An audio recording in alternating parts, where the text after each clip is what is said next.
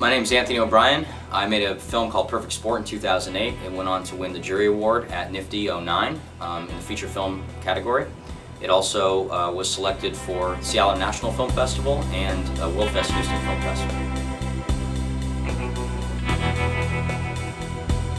Hiring a professional actor, or anybody that has an extensive theatrical background, or somebody that has worked on music videos or feature films, whatever it is that you're shooting, if they have experience in that in some professional setting, they're going to act differently than, say, your friends or people that are just doing it as a hobby.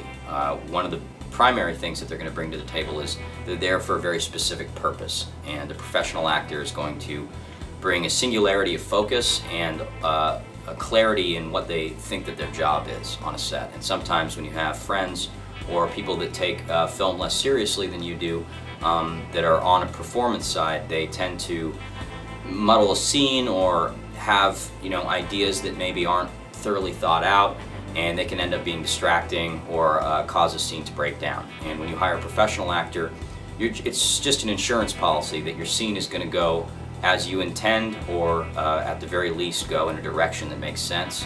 And ultimately, when you have your finished product and you're putting all of your scenes together, you're going to have a product that has a streamline of a performance that has a clear arc, and you're going to have performers that think further than just whatever scene they're in, and think harder about where the end is and where the beginning is and where this specific scene lines up in that trajectory.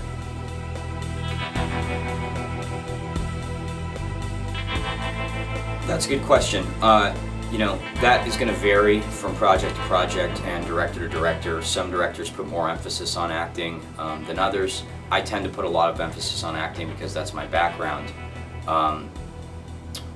But for me, even on a small feature film like Perfect Sport, which is a budget between $500,000 and $700,000, I worked on Perfect Sport for over 800 days, and I was actually on set directing actors for only 18 of those days. So when you do the math, it's a very small fraction of the time that you actually spent physically directing actors while on set. Now, something that I'm sure we'll talk about later, but is very important, is rehearsal, and that's where hopefully you're going to spend the majority of your time with actors, is before you get to set. We had some rehearsals for Perfect Sport. As a director, I always want more rehearsal time, but it really varies from project to project. But I would say the thing to keep in mind is you want to maximize the amount of time you're spending with your actors. So there is no clear-cut answer to that question, but you just, as a director, you want to work as hard as you can to spend as much time as possible with your actors.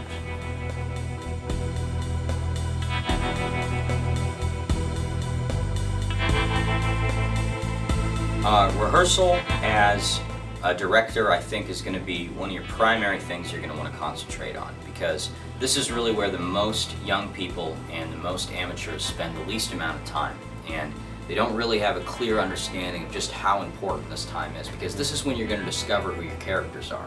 It's not when you're writing the scene per se, or once the scene is, or the movie's been cast. It's going to be when you're rehearsing and you start to discover the talents that your actors have.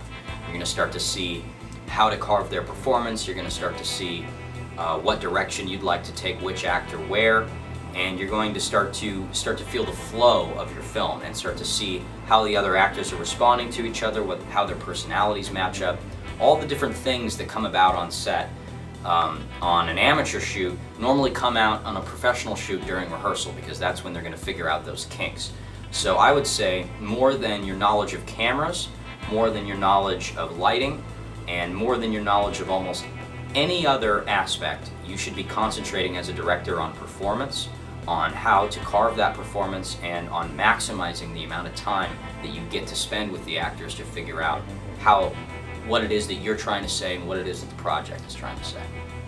So I don't really think there is any risk of, quote, killing the energy of a scene. I also hear sometimes people talk about the organic experience of a scene and trying to not do rehearsal so that you can capture this organic experience. I've never seen any evidence of that. I've never heard of anybody rehearsing too much and killing that. I think you should err on the side of rehearsing too much as opposed to too little, because all practicing a scene is going to do for you is it's going to give you the confidence, and it's going to give the actors the confidence to know what direction you should be taking the project. And without that time spent during preparing, as with any other trade or industry, you're just setting yourself up to go into the unknown, and you're setting yourself up to see things or run into things and problems that you haven't thought of. Maybe it's personality clashes, maybe there's a language problem, maybe an actor didn't understand the intention behind a certain paragraph, and you don't know that until it's 3 o'clock in the morning and you don't have any time to reshoot something or explain to them really where they should be taking it. And now they've built up their own idea of where they want to keep it, and you know, another whole list of problems explode where crew feels like people don't know what's going on, and it really has a snowball effect when you don't rehearse. It really causes a lot of other problems on a set. So I don't think anybody has to worry about over-rehearsing being a problem.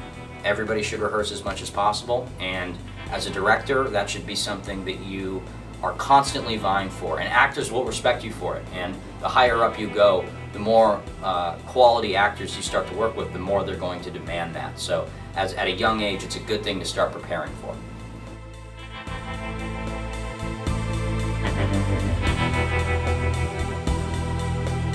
I think that if you're a director, you have a responsibility to understand acting more than any other aspect of filmmaking, because as you advance your career as a director, you're going to find that people are going to want less and less of your contributions in other aspects of filmmaking, because there are professionals that spend their whole lives working on camera techniques, on camera movements, on lighting, on special effects, on editing, all these things that young filmmakers are trying to be the jack of all trades. As you move up, or if you really decide to pursue this career seriously, you're going to find that what people want you for, what people are going to be turning to you for in terms of leadership and management in your job, is how well do you understand the story, and how well can you carve the performances and the script so that everything makes sense and people are getting a clear emotional response from the project. And that's going to require you to understand people very well. It's going to require you to understand your actors very well. And the only way that you can do those two things is if you spend an enormous amount of time understanding their trade, understanding who they are, and what they're trying to bring to the table, along with understanding your script, your project, your story, and what that's trying to bring to the table as well. And fusing those two things together is going to be your primary job. All the other things become secondary to that, because ultimately that's what's on your shoulders. The look of the film, the aesthetic of the film, you can guide that, you can make suggestions, but ultimately that's on the director of photography's shoulders. That's not on your shoulders. And it's just important to understand what your primary responsibility is. And anyone will tell you that works in the professional world, as a director, your primary responsibility is to carve performances.